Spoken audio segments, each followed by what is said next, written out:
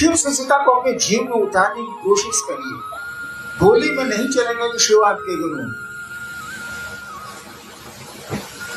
It must reflect in your action also, behaviour also. यानी आपके आचरण और आपके व्यवहार में भी तो दिखना चाहिए। मन अगर पकड़ लेगा तो सब जगह खींच देगा उसको, लेकिन मन ने ही नहीं पकड़ा है और पकड़ेगा मन।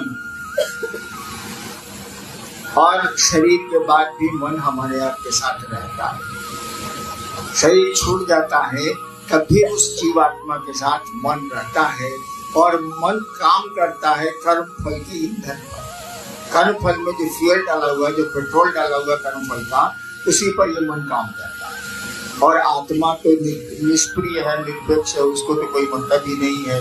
आती है तो प्राण आती है, जाती है तो प्राण शरीर। लेकिन मन वहां लगा रहता है। जब तक वो शिव नहीं होगा, जब तक मन बेमन नहीं होगा, ये शिव होगा। हम लोग नहीं कहते हैं कि हम लोग शिव होंगे, शिव होंगे करेंगे क्या? रामकृष्ण परमहंस ने कहा था, हमें चीनी होने चाहिए ना, हमको चीनी नहीं बनना, हमें चीनी होने चाहिए ना, हमें चीनी खाते चाहिए। मैं चीनी खाना चाहता हूँ, चीनी बनना नहीं चाहता। साला दूसरा कोई खा जाए।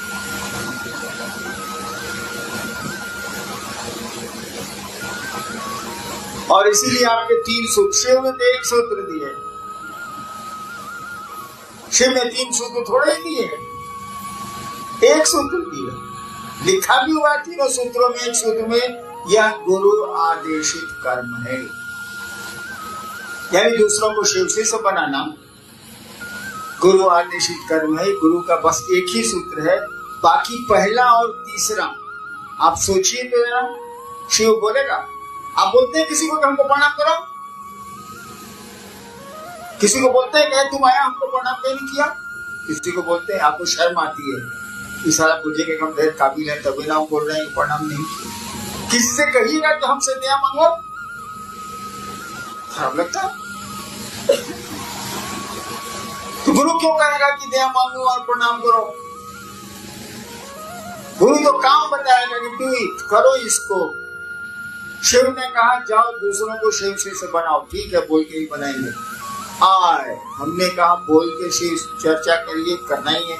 बोल के आप शिव से बनाइए, शिव से बनाने का प्रयोजन हवा हो गया, शिव चर्चा हावी हो गई।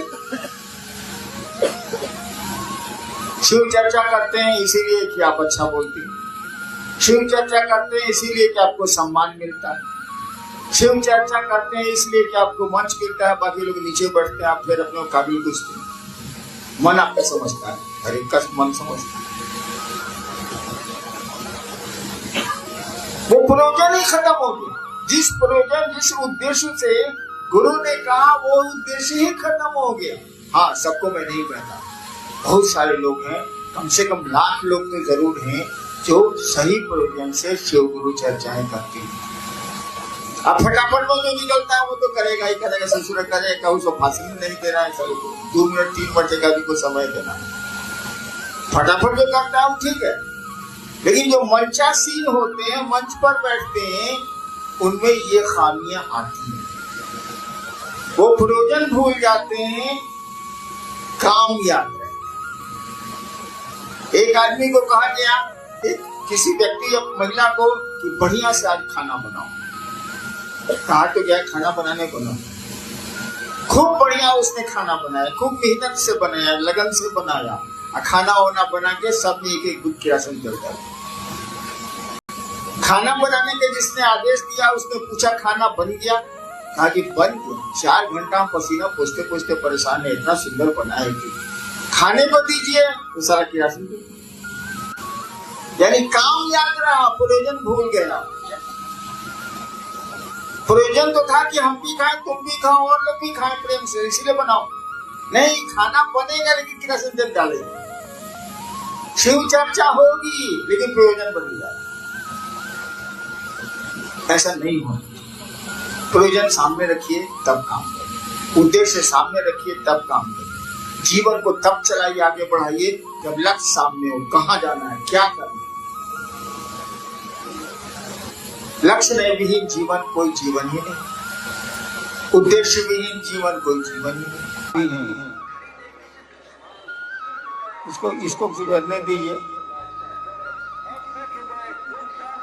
लौकिक गुजर रहा है। सफाई अगर बाहर भी गड़बड़ है तो आप काम नहीं कर सकते।